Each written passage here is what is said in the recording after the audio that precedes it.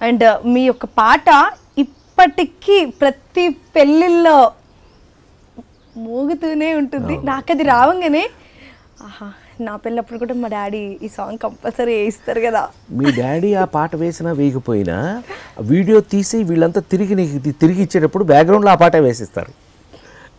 శ్రీరస్తు శ్రీరస్తు శుభమస్తు అని బాగా అదే మహానుభావులు కేవి మహాదేవన్ గారు, ఆరుద్ర గారు రాసిన ఆరుద్ర గారు, బాపు గారు, రమణ గారు, అందుకే వాళ్ళు మహానుభావులేమో. అలాంటి వాళ్ళు తయారు చేస్తే అట్లాగే ఉంటుంది అన్నట్టు. మళ్ళా మనకు ఇంకొక అదృష్టం ఏంటంటే ఎవరు ఇప్పుడు విఐపి భగవద్గీత వేసేవాళ్ళు అంతకుముందు, అంటే స్వామివారికి వాళ్ళు చనిపోతే భగవద్గీత వేసేవాళ్ళు. ఇప్పుడు అది మానేసి ఆ నలుగురు ఒక్కరై పుట్టడం ఒక్కరై పోవడం. విఐపీలందరికీ విఐపీ అని కాదు ఎవరిపైనా ఆ పాట వేసేస్తారు. సో గమ్మత్తు ఎక్స్ట్రీమ్స్ కదా ఇవన్నీ. ఒక మనిషి ఒక కళాకారుడి జీవితంలో ఇలా మిగిలిపోతే అది నిజంగా గొప్ప విషయం. Thanks to the people who అది తయారు చేసిన వాళ్ళకి ఆ క్రెడిట్ చెందుతుంది. ఆ పాత్ర మళ్ళీ ఆ పాత్ర కోసం లిరిక్స్ రాసిన పర్సన్ అద్భుతం అద్భుతం. చైతన్య ప్రసాద్ అని లవ్లీ ఫిలం, చాలా అద్భుతంగా రాశారు. చాలా బ్రహ్మాండంగా చంద్ర సిద్ధార్థ డైరెక్షన్లో చాలా బ్రహ్మాండంగా చేశారు. అవన్నీ మెమరీస్ కదా, గుర్తుంటాయి, గుర్తుండిపోయి. ఇప్పుడు అదే చెప్తున్నా, సినిమా చేయటం ఒక ఎత్తు అయితే గుర్తుండిపోయే సినిమాలు చేయటం ఒక ఎత్తు. అది నిజంగా ఏ కళాకారుడికైనా అది అదృష్టం అని నేను అంటాను.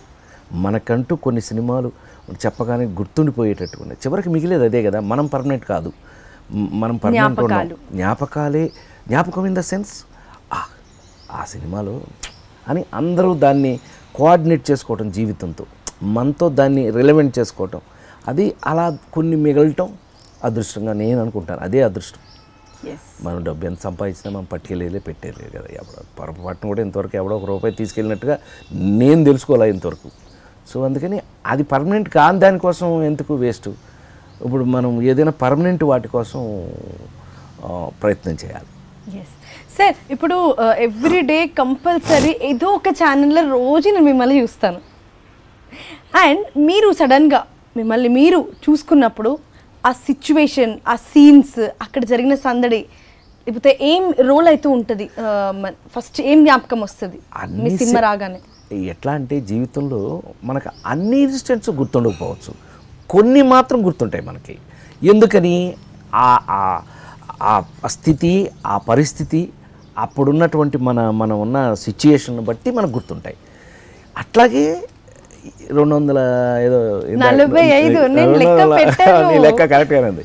245లో 245 సినిమాలకి ఇన్సిడెంట్స్ ఉండకపోవచ్చు. బట్ కొన్ని ఇప్పుడు lead style do or die పరిస్థితి. ఆ రోజు మనకి ఆ సక్సెస్ కాకపోతే ఆ సినిమా మనం వెళ్ళిపోవాలి. ఎందుకంటే అందులో సినిమా చేసాం, ఫ్లాప్ అయిపోయింది, మనం ఇంకా ఇండస్ట్రీ నుంచి వెళ్ళిపోతాం, ఇంకేముందిలే అయిపోయిందిలే మనకు అనుకునే పరిస్థితుల్లో మనం ఎట్లా కష్టపడ్డాం, దానికోసం ఎలా ఒక ఫైట్. ఎవరికి ఊరికే ఏది వచ్చిందంటే నేను నమ్మను. We have to fight for it. ఎంత కష్టపడి చేస్తే ఓ పక్కన మన కష్టం మనం పడుతుంటే ఆ సిచ్యుయేషన్లో కొన్ని కామెడీలు జరుగుతుంటాయి. మన కష్టం మనం పడతా ఉంటే అవతల దాని సిచ్యుయేషన్కి అది కొన్ని కామెడీలు అవి ఎలా గుర్తున్నాయి మనకి. అట్లా సినిమా చూస్తున్నప్పుడు ఇది చేస్తున్నప్పుడు అది జరిగింది కదా, ఇది చేస్తున్నప్పుడు అది జరిగింది కదా అని తప్పకుండా గుర్తొస్తుంది. సార్ ఇప్పుడు 2010 నుంచి 2020 మన 10-20 10 ఇయర్స్లో ప్రస్తుతం ఉన్న టాప్ హీరోస్తో ప్రతి ఒక్కరితో మీరు జర్నీ చేశారు, ఆల్మోస్ట్ అందరితో. సో అందరి గురించి ఒక్కొక్క లైన్లో నాకు అందరు కాదు, అందరూ ఇప్పుడున్న జనరేషన్కి అంటే ఎందుకు నేను సెపరేట్ చేయలేను అన్న దానికి నేను చెప్తా. ఎందుకనంటే అందరికీ కూడా ఒకే టైప్ ఆఫ్ ప్యాషన్ ఉంది.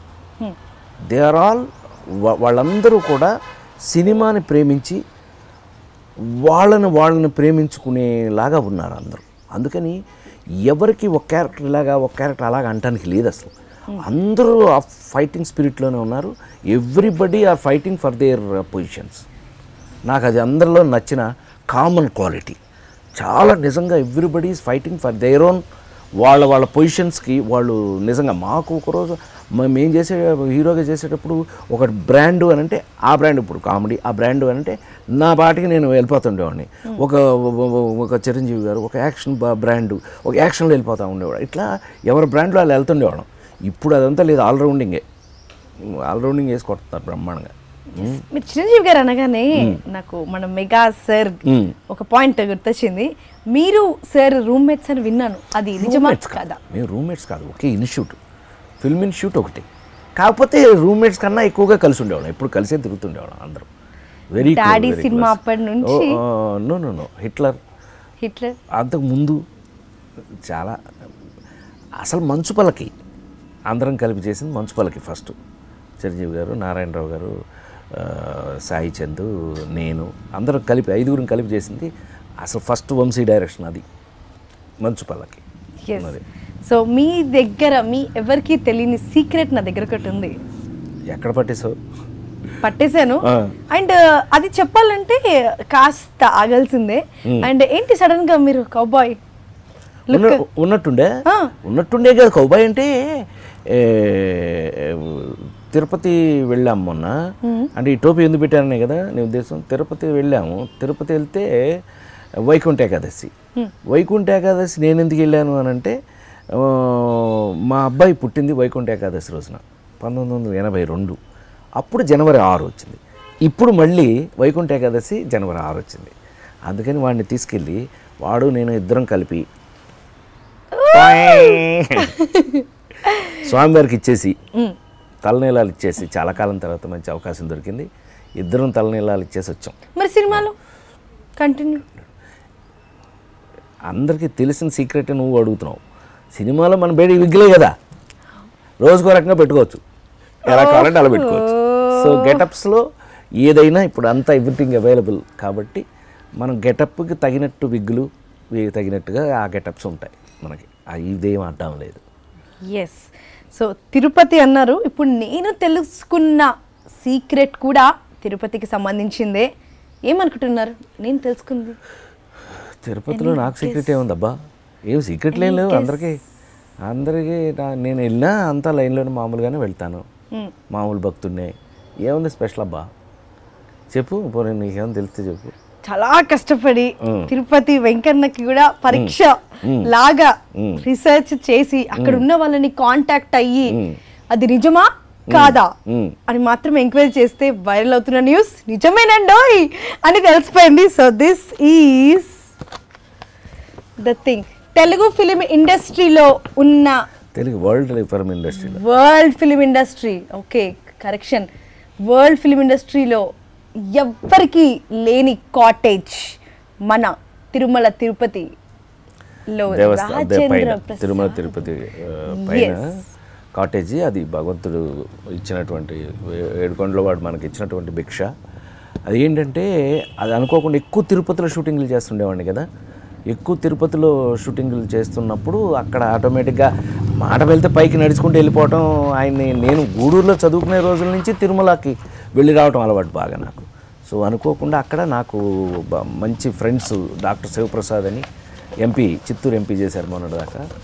అట్లాగే రమణ అని వెంకటరమణ తిరుపతి ఎమ్మెల్యే, వీళ్ళిద్దరు పని అది చేసి లేదు గురుగారు మీరు ఇక్కడ కాటేజ్ కట్టాల్సిందే అని అంటే, స్వామివారు ఇచ్చినటువంటి అవకాశం మనకి తిరుమల కొండ మీద మనం కాటేజీ కట్టడం. అయితే ఏంటంటే మనం ఉండగా మనం లేనప్పుడు కూడా పర్మనెంట్గా ఉండేదే ఇలాంటివి. నేను ఎంతకాలం ఉంటాం అంతే కదా, దాటిన తర్వాత ఉండం కదా. మనం వెళ్ళిపోయినా కూడా జీవితంలో మిగిలిపోయే కొన్ని మంచి విషయాలంటే ఇలాంటి. ఎస్. అండ్ పూరా మన ఇండియన్ ఫిలిం ఇండస్ట్రీలో you are the only person who got in Washington డీసీలో అవార్డ్ హానర్ రావడము, ఆస్ట్రేలియాలో రావడము. అవును, we all feel very proud of you sir. And ఆ టైంలో నేను కలవలేదు, ఇప్పుడు ఆ కంగ్రాచులేషన్స్ చెప్తున్నా నేను. Thank you. ఎందుకంటే అంటే నిజంగానే ఇండియన్ న్యూజెర్సీ అసెంబ్లీ కదా, ఇప్పుడు మనకి ఇండియాలో కనుక తీసుకున్నట్టయితే ఒక్కొక్క రాష్ట్రం, ఆ రాష్ట్రంలో అసెంబ్లీ ఉంటుంది కదా, అట్లా న్యూజెర్సీ అసెంబ్లీలో వాళ్ళందరూ తీర్మానం చేసి మనకి ఇచ్చిన సన్మానం. ఎస్. అట్లాగే ఆస్ట్రేలియన్ పార్లమెంట్లో పార్లమెంట్ హాల్లో ఒక పండగ సందర్భంగా మన తెలుగు వాళ్ళందరూ ఏంటి అడిగితే తెలుగు వాళ్ళందరూ అడిగిన కోరిక మేరకి ఆ పార్లమెంట్ హాల్లో నాకు సన్మానం చేశారు. అట్లా ఈ రేర్గా జరిగేటటువంటి విషయాలు. లేడీస్ టైలర్ సినిమా తీసినప్పుడు అయిపోయిన తర్వాత తెర మీదకి ఇంకొక 2-3 డేస్లో రిలీజ్ అవుతుంది అన్నప్పుడు ఇంటర్నేషనల్ లెవెల్లో సినిమా పోతుంది అని కాస్త అజంప్షన్ అయిందా ఎక్కడైనా? ఏమి అసలు అప్పుడు టెన్షన్ తప్ప ఇంకేం లేదమ్మా. ఎందుకంటే నేను చెప్పాక ఇందాక డూ ఆర్ డై పరిస్థితి అప్పుడు మనకి. అది సక్సెస్ కాకపోతే మనం లేం, నో రాజేంద్ర ప్రసాద్, వెళ్ళిపోవడం ఇంటికి వెళ్ళిపోవడం తప్పితే ఏముండదు. అలాంటిది ఈ మోస్ట్ ఆఫ్ ఇట్ టెన్షనే ఈ సినిమా. ఎందుకంటే సినిమా రిలీజ్కి ముందు ఎవరో కొనలేదు ఆ సినిమాని, అదొక టెన్షను. ఎవరో కొనలేదు. ఇది అసలు కామెడీ, ఫుల్ లెంగ్త్ కామెడీ అనే సినిమాని అసలు ఇంతవరకు ఎక్స్పీరియన్స్ లేదు వాళ్ళకి. ఓన్లీ కామెడీ మీద సినిమా ఎలాగా ఇది ఏమవుతుంది, అంత టెన్షనే. రిలీజ్ అయిన రోజు అయితే కామెడీ కాబట్టి ఎవరు ఆపలేకపోయారు. రిలీజ్ అయిన రోజు నుంచే అది బ్లాక్ బస్టర్ అయిపోయింది కాబట్టి ఇంకా అక్కడి నుంచి మనం వెనక్కి తిరిగి చూసుకోవాలి. ఇది కాస్త రీసెర్చ్ టైప్ చేసి అడిగే క్వశ్చన్ నేను. లైక్ మీరు ఒక ఫ్యామిలీలో ఉండే ప్రతి ఒక్క ఎమోషన్, ప్రతి ఒక్క ప్రొఫెషన్ చేశారు. As a doctor, as a politician, as a emotional father, ఒక మామగారు, ఇంట్లో ఉండే ప్రతి ఒక్క రిలేషన్షిప్ చేశారు కదా మీరు, లైక్ క్యారెక్టర్. సో అందులో మీకు బాగా టచ్ అయింది ఏ క్యారెక్టర్? నాకు బేసిక్గా నేను మిడిల్ క్లాస్ ఫ్యామిలీ నుంచి వచ్చినవాడిని. ఒక స్కూల్ టీచరు అంటే అప్పర్ మిడిల్ క్లాస్ కూడా కాదు, లోయర్ మిడిల్ క్లాస్ నుంచి వచ్చినవాడు. అంటే ఆ నెల జీతం అంతవరకు మనం జీవితంలో బాగా చదివించి వెళ్ళి మనం పని చేసుకునే పరిస్థితి.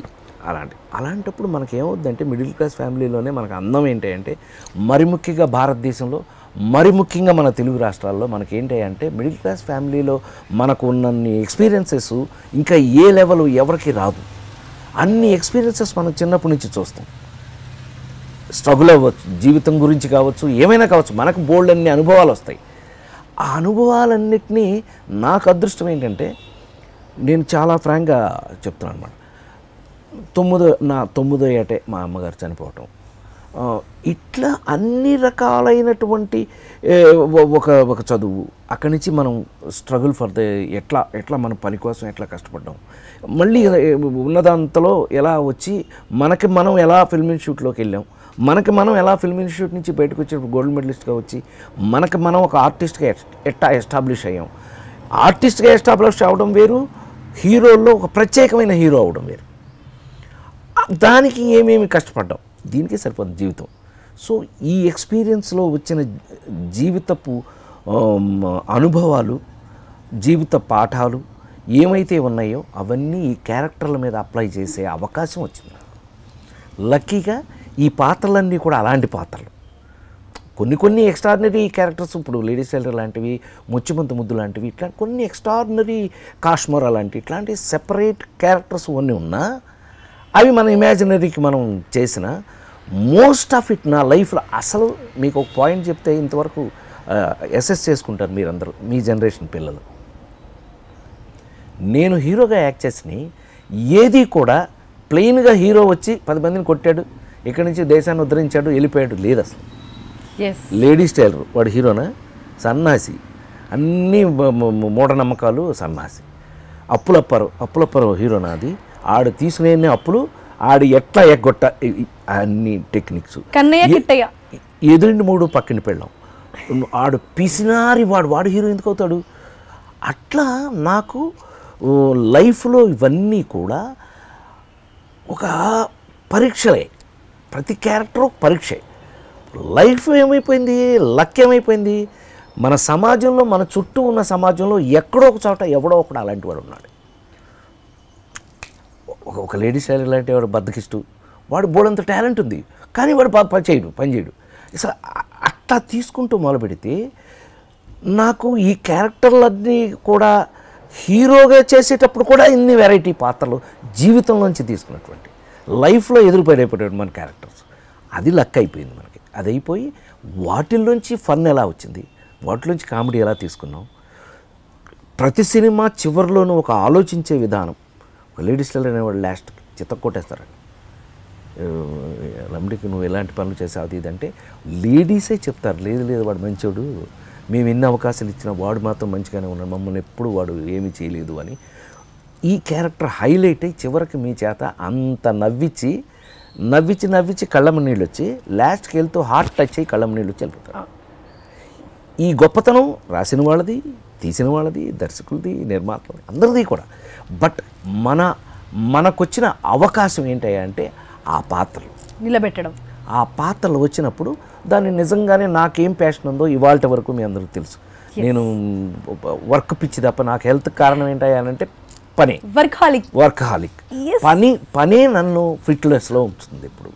అది నిజం అయితే కనుక 100% ఆ పని చేసుకుంటూ రావడానికి different characters from life. So ఇందాక నువ్వు అన్నావే రిలేషన్షిప్, ఒక ఫ్యామిలీ అంటే అందులో ఉన్న అన్ని పాత్రలు చేశారు మీరు. ఫాదర్, బ్రదర్, అన్నయ్య, తమ్ముడు, మావయ్య, బాబాయ్, పెదనాన్న, ఎవడైనా సరే. అదే మహానటిలో పెదనాన్న లేదు, నాన్న లేదు, నాన్ననే పిలువు, లేకపోతే వీళ్ళకి భయం ఉండదంటే, ఈ బస్తీ వాళ్ళకి భయం ఉండదు. అట్లా ఏ పాత్ర అయినా మనకి ఒకటి బేసిక్గా నా character middle class family character కాబట్టి ఫిట్ ఇన్ అయినాయి అని నేను నమ్ముతున్నాను.